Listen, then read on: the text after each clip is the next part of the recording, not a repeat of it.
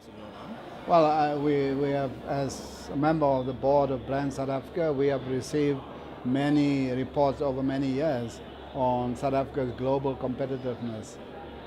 We've been attending the Davos meetings, and that is why the board decided that it is time that we bring all the players together, government, the industry, people from mining, and all the productive sectors, to begin to interrogate not the annual reports on how we are doing in relation to other markets, but that South Africa is a major player on the African continent and must leverage its position as the leader on the continent and being a member of the BRICS countries to strengthen its overall global competitiveness. And there are challenges, and you've seen the challenges today. It's been highlighted, and whether it's education, skills, a major issue, question of labor, question of the introduction of technology, of financing, access to finance for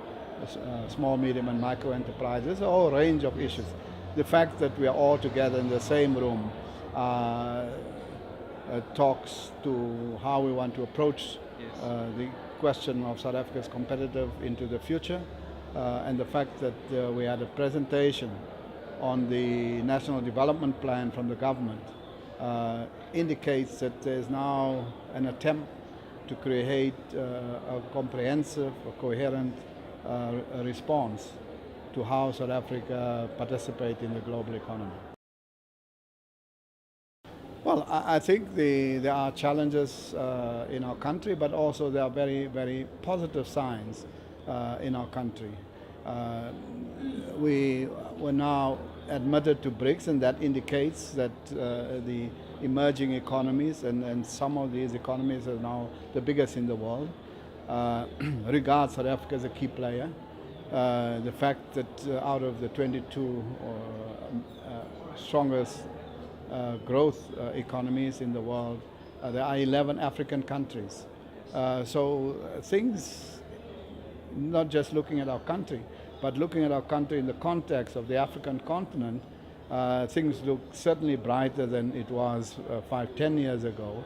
And as an African country, we see the brightness not just in the borders of our own country, but shining across the African continent, and the way the world wants to embrace South Africa as the gateway into Africa. And so there are so many positive indicators that all of us need to have a brighter view of what the future holds, but also understanding that preparing and capturing that future, we have to address our challenges.